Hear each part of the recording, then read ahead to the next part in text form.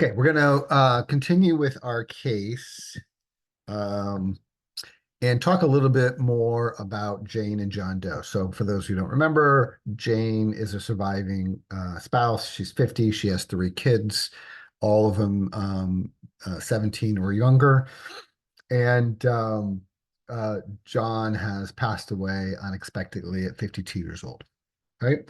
And so we talked a little bit about his situation, but we're gonna about the fact that he did qualify for Social Security.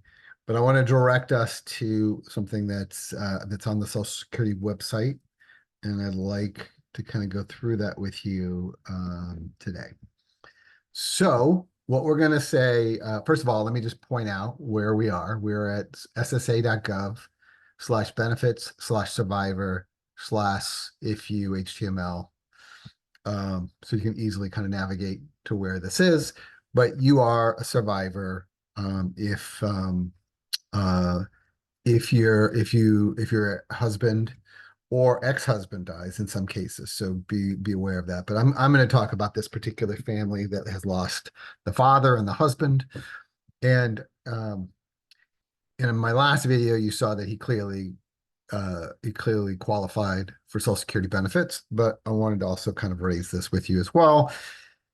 You qualify if you have 10 years of work, and 10 years of work is defined by $1,730 of wages gives you one credit or one quarter. So if you made $6,920, you had to have 4 credits. If you did that for 10 straight years, or you did that for 10 years over a period of 10 or 20 or 25 years, you would qualify. Okay. You can qualify if you have 1.5 years of work, 6 credits in the last 3 years. That's a bit of a different situation that we have here. We have someone who's been an earner for a while, and they clearly have the earning history to qualify for the 10 years. Okay, so you cannot do survivor benefits online. It's best that you call Social Security directly. Social Security's information is here. You can also go to their website, and that's pretty clear there. Not that it's a great amount of money, but there is a one-time lump sum payment to a surviving spouse of $255. Not the greatest thing in the world. I think having access to their benefits is a much bigger deal. So we're going to talk a little bit about who receives those benefits. If the surviving spouse is age 60 or older, or age 50 or older, and they have a disability, they can receive benefits. A surviving divorced spouse under certain circumstances, which we won't get into today.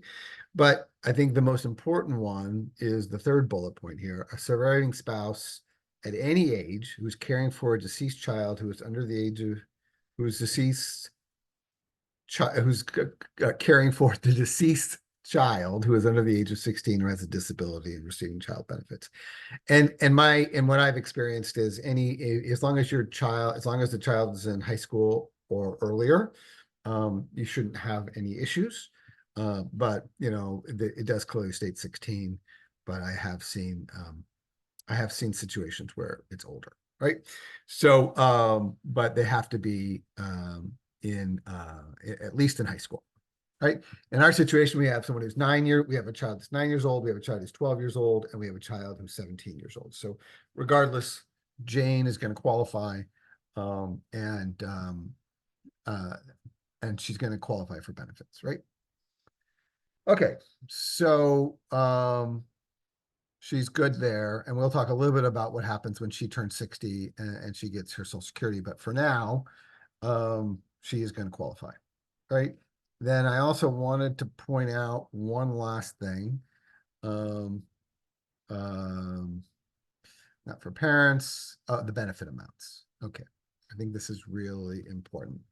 It is assumed, even though John Doe died at 52, it is assumed that he made it to his full retirement age, right? So he's going to get 100%, or Jane is going to qualify for the amount he would have earned at full retirement, right? They don't they don't try to go for what is closest to the age. It's his full retirement age, right?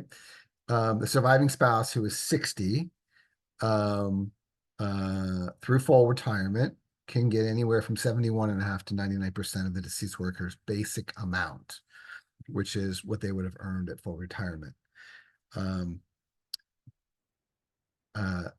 For a surviving spouse who has a disability, which is not our situation, and for a surviving spouse any age caring for a child under age 16, they're going to get 75%.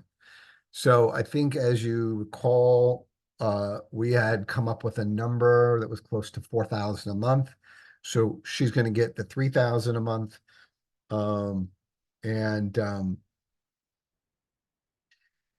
then in addition to that, any child under the age of 18 who has or has a disability is going to get 75%. So they have the 3 kids. So we got 75% for the spouse, 75% for each of the kids. However, there is a family maximum. Generally, it's between 150 and 180%.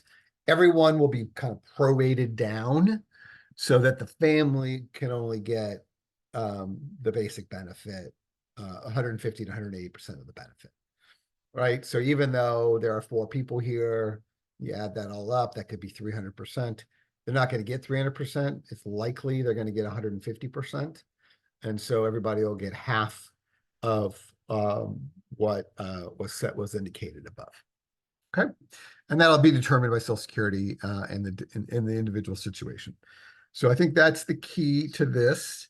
We already talked about the lump sum benefit. And again, if you're in this situation, highly recommend that you contact Social Security. However, at any point in time, whether or not obviously once you've lost someone, you do want to kind of know what your benefit payment is. So when you have these conversations, you can have them. You can contact any RSSA person to help you with that. However, I do recommend that you have, with some urgency, contact the Social Security Administration because there is a time limit here. And I think above you see that they have to apply within 2 years.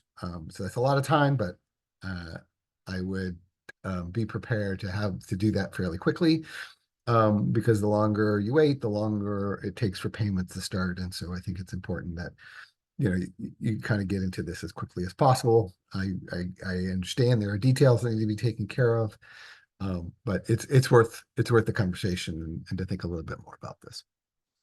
All right. So like I've always said in all my, feel free to leave comments and ask me questions. I'm always available to talk to people about their situation. And again, if you're looking for a local RSSA person, I'm glad to sort of help you find that. Okay. Thanks everyone for joining.